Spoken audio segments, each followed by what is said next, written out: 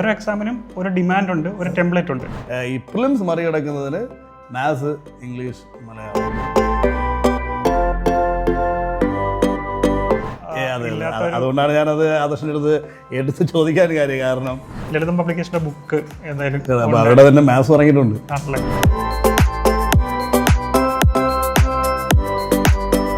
ഒരു basics strong ആക്കുക എന്നുള്ളതാണ് എനിക്ക് പറയാനുള്ളത്. വെറുതെ അല്ല ഇദ്ദേഹത്തിന് 5ാം റാങ്ക് കിട്ടി എന്നുള്ളത് പ്രേക്ഷകർക്ക് മനസ്സിലായിരുന്നു.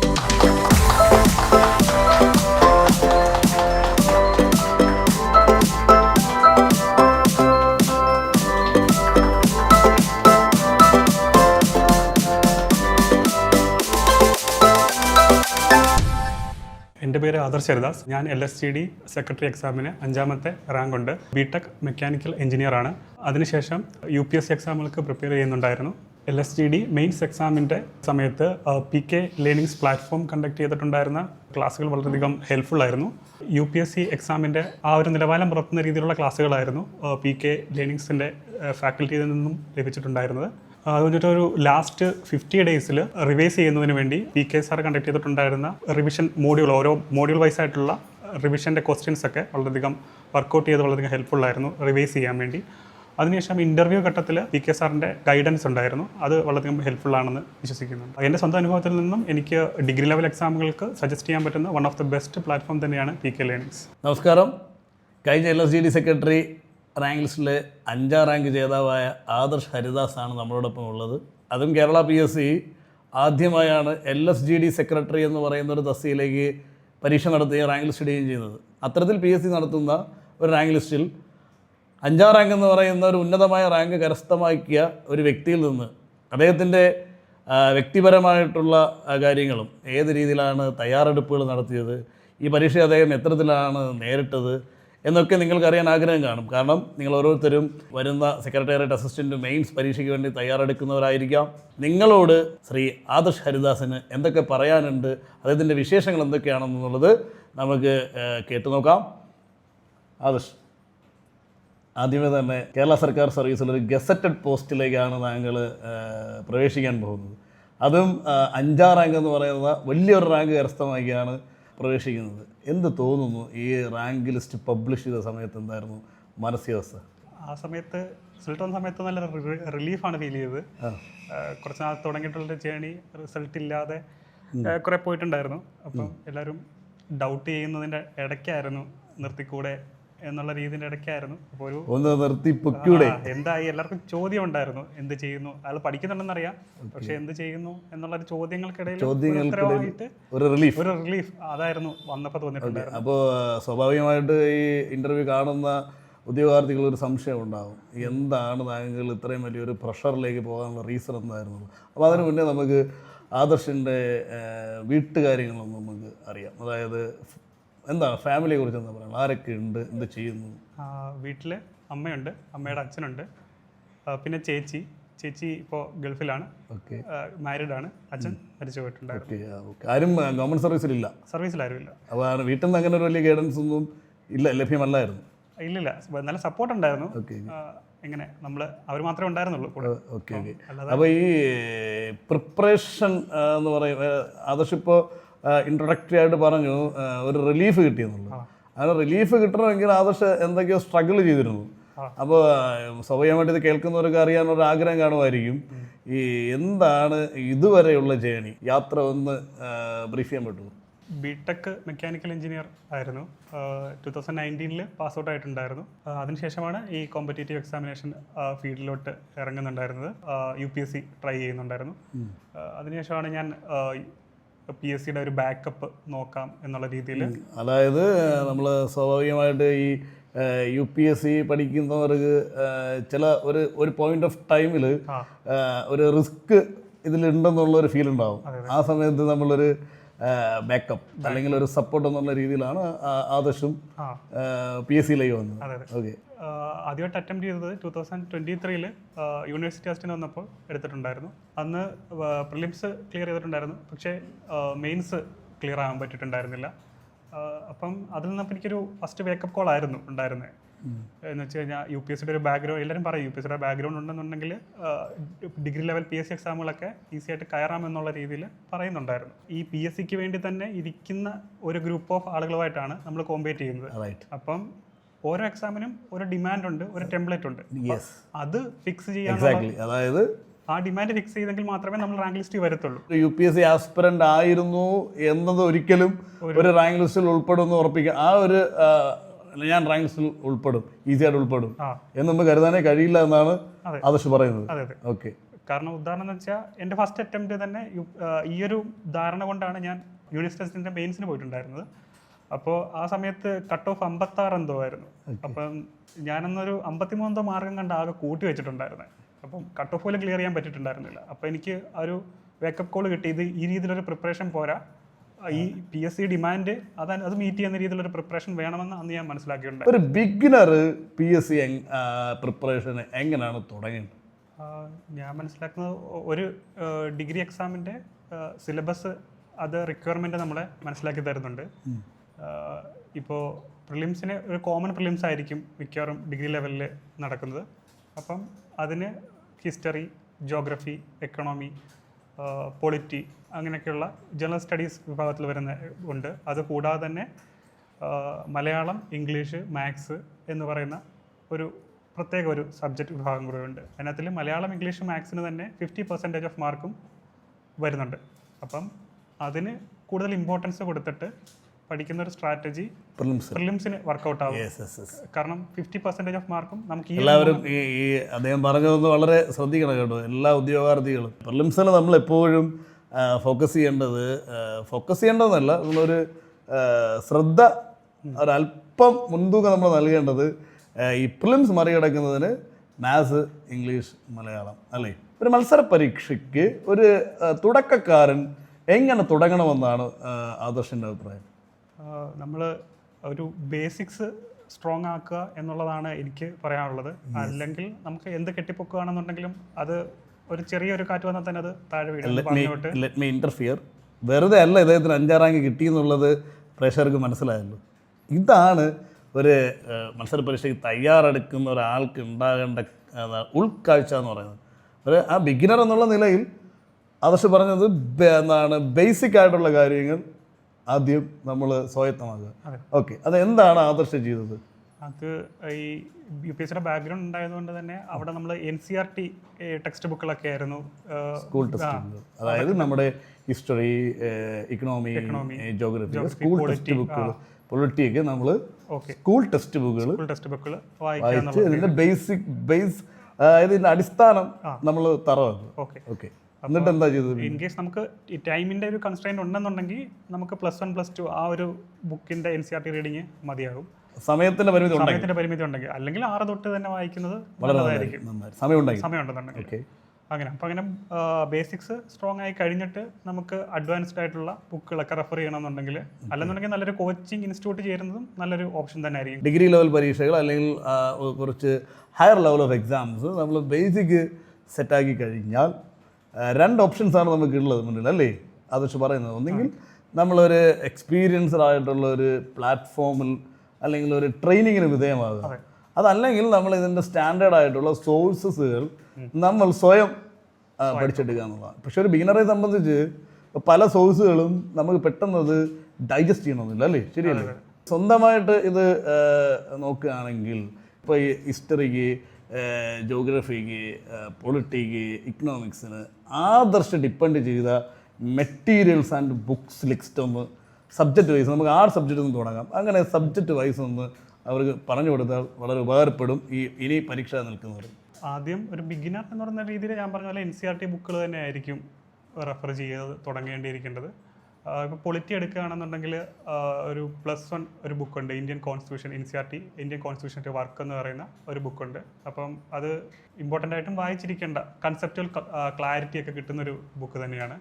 അതിനുശേഷം നമുക്ക് ലക്ഷ്മികാന്തിൻ്റെ ഇന്ത്യൻ പൊളിറ്റിയുടെ ബുക്ക് റെഫർ ചെയ്യാൻ പറ്റും.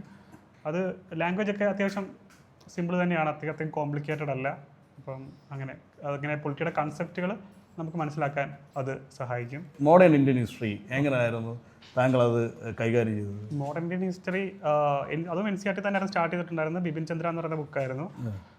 അതിനുശേഷം ഞാൻ സ്പെക്ട്രം ബുക്ക് വായിച്ചിട്ടുണ്ടായിരുന്നു. അപ്പം സ്പെക്ട്രം നോട്ടൊന്നും ഉണ്ടാക്കാൻ പോയിട്ടുണ്ടായിരുന്നില്ല. അത് തന്നെ മൾട്ടിപ്പിൾ ടൈംസ് റിവൈസ് ചെയ്യുക എന്നുള്ള ആ ഒരു സ്ട്രാറ്റജി തന്നെയായിരുന്നു എടുത്തിട്ടുണ്ടായിരുന്നത്. അതായിരുന്നു മോഡേൺ ഇന്ത്യൻ ഹിസ്റ്ററിയുടെ സ്ട്രാറ്റജി. പിന്നെ എക്കോണമിയിലോട്ട് വരികയാണെന്നുണ്ടെങ്കിൽ +2 തന്നെ മാക്രോ എക്കണോമിക്സിൻ്റെ ബുക്ക് ഉണ്ടായിരുന്നു. അത് ഭയങ്കര യൂസ്ഫുൾ ആയിട്ട് തോന്നിയിട്ടുണ്ട്. പിന്നെ അഡ്വാൻസ്ഡ് ആയിട്ട് ശങ്കർ ഗണേഷിൻ്റെ ബുക്ക് റെഫർ ചെയ്തിട്ടുണ്ടായിരുന്നു.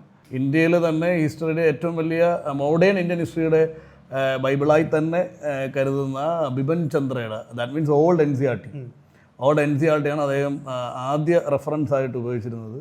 അത് കഴിഞ്ഞ് അതിൻ്റെ തന്നെ ഒരു ഗൈഡാണ് സ്പെക്ട്രം, രാജീവ് അഹിറിൻ്റെ സ്പെക്ട്രം എന്ന് പറയുന്നത്. ഹിസ്റ്ററിയുടെ തന്നെ ഇപ്പോൾ കേരള PSCക്ക് പ്രിപ്പയർ ചെയ്യുമ്പോൾ കേരള ഹിസ്റ്ററി ഉണ്ടല്ലോ, അതിന് ആദർശ് എന്താണ് ആദർശ് ഡിപ്പെൻഡ് ചെയ്ത സോഴ്സ്?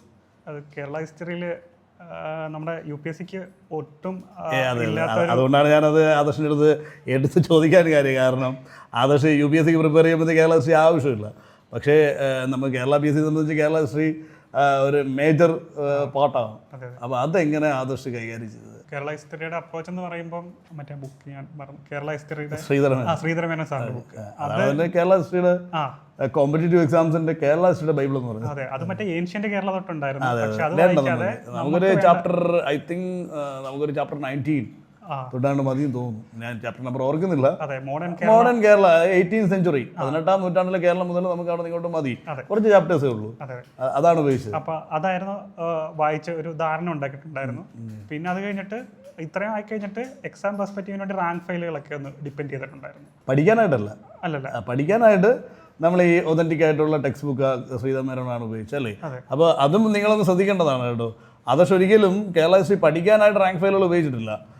പഠിക്കാനായിട്ട് ഉപയോഗിച്ചത് ശ്രീധരമേനോൻ്റെ കേരള ചരിത്രവും അത് പഠിച്ചതിന് ശേഷം അത് ക്വിക്ക് റെഫറൻസിന് വേണ്ടിയും അല്ലെങ്കിൽ ഒരു റെഡി റെഫറൻസ് അല്ലെങ്കിൽ ക്വിക്ക് റിവിഷൻ വേണ്ടി കുറച്ച് നമ്മൾ ക്രോഡീകരിച്ച കുറച്ച് ഡേറ്റകൾ കിട്ടാൻ വേണ്ടി അല്ലേ റാങ്ക് ഫയൽ ഉപയോഗിച്ചു. അങ്ങനെയാണ് കേരള ഹിസ്റ്ററി കൈകാര്യം ചെയ്തത്. അപ്പോൾ അങ്ങനെയാണെങ്കിൽ ഇവർക്ക് അടുത്ത സംശയം കാണും, വേൾഡ് ഹിസ്റ്ററി എങ്ങനെ ഈ റെവല്യൂഷൻസ് അതിന് ഏതെങ്കിലും ബുക്ക് മെറ്റീരിയൽ ഡിപ്പെൻഡ് ചെയ്തിരുന്നോ? UPSC പഠിച്ച ആളായതുകൊണ്ട് അതിന് ഒരു റെഫറൻസ് ഒക്കെ കാണുമല്ലോ. ഞാനത് മെറ്റീരിയലായിട്ട് ഉപയോഗിച്ചിട്ടില്ല. ഇത് ഒരു കോച്ചിങ് ഇൻസ്റ്റിറ്റ്യൂട്ടിൻ്റെ ആയിരുന്നു. ഞാൻ നേരത്തെ കോച്ചിങ് എടുത്തിട്ടുണ്ടായിരുന്ന ഒരു അവിടുത്തെ ഇൻസ്റ്റിറ്റ്യൂട്ടിൻ്റെ മെറ്റീരിയൽ മാത്രമേ വായിച്ചിട്ടുണ്ടായിരുന്നുള്ളൂ. അല്ലാതെ വേറെ ബുക്സ് ഒന്നും. ഓക്കെ, അപ്പോൾ ഹിസ്റ്ററി അങ്ങനെ നമുക്ക് കൈകാര്യം ചെയ്യാം. ഇനി അടുത്ത വളരെ പ്രധാനപ്പെട്ട ആർട്ട് സബ്ജക്റ്റാണ് ജോഗ്രഫിയെ സംബന്ധിച്ച് അദ്ദേഹത്തിന് എന്താണ് എടുത്ത് പറയാനുള്ളത്? ജോഗ്രഫിയും +1 +2 NCERT തന്നെയാണ്. മൊത്തത്തിൽ അഡ്വാൻസ്ഡ് ആയിട്ട് ഒരു ബുക്കും വായിച്ചിട്ടില്ല. അതായത് ഞാനെപ്പോഴും ഇവിടുത്തെ പറയുന്നതാണ്, ജോഗ്രഫിയെ സംബന്ധിച്ച് അതിൻ്റെ ബൈബിൾ എന്ന് പറയുന്നത് സ്കൂൾ ടെക്സ്റ്റ് ബുക്ക് അല്ലേ, even if it is SCERT or NCERT that doesn't matter. പക്ഷേ അതിന്റെ ബൈബിൾ എന്ന് പറയുന്നത് സ്കൂൾ ടെക്സ്റ്റ് ബുക്ക്. അത് നന്നായി വായിച്ചു +2 വരെ. ജോഗ്രഫി എന്ന് പറയുമ്പോൾ കൂടുതൽ കൺസെപ്റ്റ് ഓറിയന്റഡ് ആയിരിക്കും. അപ്പം ഇതിന്റെ ഒരു റിവിഷൻ ഒരു തവണ പഠിച്ചു കഴിഞ്ഞാൽ ആ ഇൻവെസ്റ്റ്മെന്റ് അവിടെ എപ്പോഴും ജോഗ്രഫിക്കകത്ത് കാണും. അപ്പോൾ ആ റിട്ടേൺ കിട്ടും. അപ്പോൾ നമ്മൾ ആർട്ട് സബ്ജക്റ്റുകളെല്ലാം ആയി, പൊളിറ്റി, ഹിസ്റ്ററി, ജോഗ്രഫി ഒക്കെ ആയി. ഓക്കെ, ഇനി നിങ്ങൾ ആദർശ് നേരത്തെ പറഞ്ഞല്ലോ മാത്സ്, ഇംഗ്ലീഷ്, മലയാളം നമ്മൾ വളരെയധികം ഇമ്പോർട്ടൻസ് കൊടുക്കേണ്ടതും ശ്രദ്ധിക്കേണ്ടതും അതിൻ്റെ ഒരു മോഡസ് ഓപ്പറാൻഡി എങ്ങനെയായിരുന്നു? അവർക്ക് അതറിയാൻ താല്പര്യം കാണും. ഓക്കെ, ഞാൻ ഈ എക്സാമിൻ്റെ സിലബസ് വന്നപ്പോൾ തന്നെ ഇതിനകത്തിൽ പ്രിലിംസിൻ്റെയും മെയിൻസിൻ്റെയും കോമൺ ആയിട്ടുള്ള ഒരു സബ്ജക്റ്റ് ആയിരുന്നു, ഒരു ഏരിയ ആയിരുന്നു ഈ മാത്സ്, ഇംഗ്ലീഷ്, മലയാളം തന്നെ. അപ്പം ഞാൻ എടുത്ത സ്ട്രാറ്റജി എന്ന് വെച്ച് കഴിഞ്ഞാൽ ആദ്യം തന്നെ ഈ പ്രിലിംസിൻ്റെ ഈ സമയത്ത് കൂടുതൽ എഫേർട്ട് ഇടുന്നത് ഈ 3 സബ്ജക്റ്റുകൾക്കായിരിക്കും. പിന്നീട് പേപ്പർ 2-ന് അതായത് പ്രിലിംസ് കഴിഞ്ഞാൽ പിന്നെ പേപ്പർ 2-ന് മാത്രമേ കോൺസെൻട്രേറ്റ് ചെയ്യത്തുള്ളൂ എന്നൊരു സ്ട്രാറ്റജി ആയിരുന്നു എടുത്തിട്ടുണ്ടായിരുന്നത്. അപ്പോൾ പ്രിലിംസ് വരെ ഈ മാത്സ്, ഇംഗ്ലീഷ്, മലയാളം പഠിക്കുക, അതിനുശേഷം ജസ്റ്റ് റിവിഷൻ എന്നുള്ള രീതിയിൽ പേപ്പർ 2-ന് ഇമ്പോർട്ടൻസ് കൊടുത്ത് അതിനുശേഷം പ്രാക്ടീസ് ചെയ്യുമായിരുന്നു. പ്രാക്ടീസ് ചെയ്യുമായിരുന്നു. അതായത് പ്രാക്ടീസ് നിർത്തിയിട്ടില്ല. ഇല്ല, അത് മെയിൻസ് എക്സാം വരെയും പ്രാക്ടീസ് ചെയ്യുമായിരുന്നു. പക്ഷേ പ്രിലിംസിന്റെ സമയത്ത് കൂടുതലും എഫേർട്ട് ഇടുന്നത് ഈ 3 സബ്ജക്റ്റുകൾക്കായിരുന്നു. അതായത് അതിലെ ആദർശന് തന്നെ അറിയാം പ്രിലിംസിന്റെ മാർക്ക് ഡിസ്ട്രിബ്യൂഷനിൽ ഇതാണ് കൂടുതൽ മുൻതൂക്കം. അപ്പോൾ ഇത് നമ്മൾ നന്നായി സ്കോർ ചെയ്താൽ ഈസി ആയിട്ട് പ്രിലിംസ് മറികടന്ന് പോകും. അതെ. ഇതിന്റെ മലയാളത്തിന്റെ സ്ട്രാറ്റജി എന്ന് പറയുമ്പോൾ ഇംഗ്ലീഷിന്റെ സ്ട്രാറ്റജി ആണെന്നുണ്ടെങ്കിൽ ഞാൻ PYQ കൂടുതൽ സോൾവ് ചെയ്യുക. PYQ ഒരു ബുക്ക് വാങ്ങിച്ചിട്ട് അതങ്ങ് സോൾവ് ചെയ്യുന്ന ഒരു മെത്തേഡായിരുന്നു. ഏത് ബുക്ക് എന്നൊന്ന് പറയുന്നത്? ലളിതം പബ്ലിക്കേഷൻ്റെ. ലളിതം പബ്ലിക്കേഷൻ്റെ ഞാൻ കുട്ടികൾക്ക് സജസ്റ്റ് ചെയ്യുന്ന പുസ്തകമാണ്. അപ്പോൾ ആദർശ് PYQ എന്ന് പറഞ്ഞപ്പോൾ എൻ്റെ മനസ്സിൽ ആ പുസ്തകമാണ് വന്നത്. അത് തന്നെയാണോ ആദർശ് ഉപയോഗിക്കുന്നു എന്ന് അറിയാൻ വേണ്ടിയാണ് ഞാൻ ചോദിച്ചത്. കാരണം എൻ്റെ സജഷൻ കറക്റ്റ് ആണോ എന്ന് അറിയണമല്ലോ. അപ്പോൾ പേഴ്സണലി ഞാനും ഒത്തിരി ഇഷ്ടപ്പെടുന്ന ഒരു പുസ്തകമാണ്. അവരുടെ തന്നെ മലയാളമുണ്ട്, അവിടെ തന്നെ മാത്സും ഇറങ്ങിയിട്ടുണ്ട്. ഇപ്പോൾ അത് ആദർശ് സത്യത്തില്ല, ഇപ്പം ഇറങ്ങിയത് August 15 മാത്സും ഇറങ്ങിയിട്ടുണ്ട്. അപ്പോൾ അത് തന്നെയാണ് എനിക്ക് തോന്നുന്നത് ലളിതം പബ്ലിക്കേഷൻ്റെ PYQ പുസ്തകങ്ങൾ തന്നെയാണ് തോന്നുന്നത് ഈ മാത്സിനും ഇംഗ്ലീഷിനും കേരളത്തിലെ ആസ്പിരൻസ് ഏറ്റവും കൂടുതൽ ഉപയോഗിക്കുന്നത് എന്നാണ് എൻ്റെ ഒരു വിശ്വാസം. കാരണം ആരോട് ചോദിച്ചാലും അതാണ് പറയുന്നത്.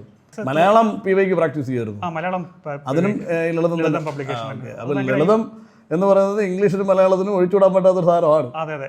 എല്ലാം ഇപ്പം നമ്മളുടെ റീഡിംഗ് റൂമിലൊക്കെ പോവുകയാണെന്നുണ്ടെങ്കിലും PSC ആസ്പിരൻസിന്റെ കയ്യിൽ ഈ ഒരു ലളിതം പബ്ലിക്കേഷന്റെ ബുക്ക് എന്തായാലും. അപ്പോൾ അവരുടെ തന്നെ മാത്സ് ഇറങ്ങിയിട്ടുണ്ട്.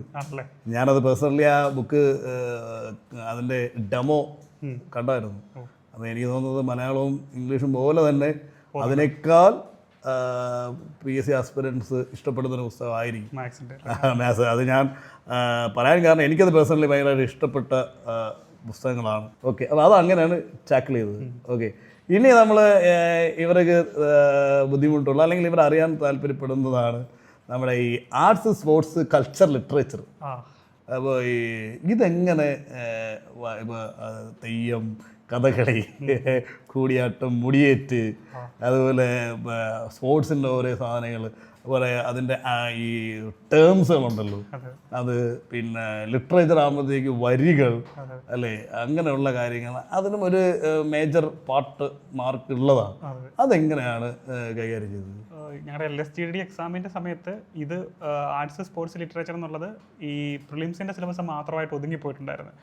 അപ്പം ഞാനെടുത്ത സ്ട്രാറ്റജി എന്ന് വെച്ച് കഴിഞ്ഞാൽ പ്രിലിംസിനും മെയിൻസിനും ഓവർലാപ്പ് വരുന്ന സബ്ജക്റ്റുകൾ ആദ്യം കവർ ചെയ്തിട്ട് ഇഫ് ദർ ഇസ് ടൈം ഉണ്ടെന്നുണ്ടെങ്കിൽ ആർട്സ്, സ്പോർട്സ്, ലിറ്ററേച്ചറിന് കൊടുക്കാമെന്നുള്ള ആ ഒരു സ്ട്രാറ്റജി ആയിരുന്നു. ലാസ്റ്റ് ഒരു എക്സാം വന്നിട്ട് ഒരു 2 ആഴ്ച കഴിഞ്ഞിട്ടാണ് ഞാൻ ഈ സബ്ജക്റ്റ് നോക്കി തുടങ്ങുന്നത്. അപ്പോൾ റിസ്ക് ആയിരുന്നു, എങ്കിലും കൂടുതലായിട്ട് അത് ഡിപ്പെൻഡ് ചെയ്തിട്ടുണ്ടായിരുന്ന റാങ്ക് ഫയൽ. അത് കാരണം അത് ഈ ക്രോഡീകരിച്ച് കിട്ടേണ്ട ഡേറ്റകളാണല്ലോ. അപ്പോൾ അതിന് നമുക്കൊരു ഒതന്റിക്കേറ്റ് ബുക്ക് എന്ന് പറയാൻ കഴിയില്ല.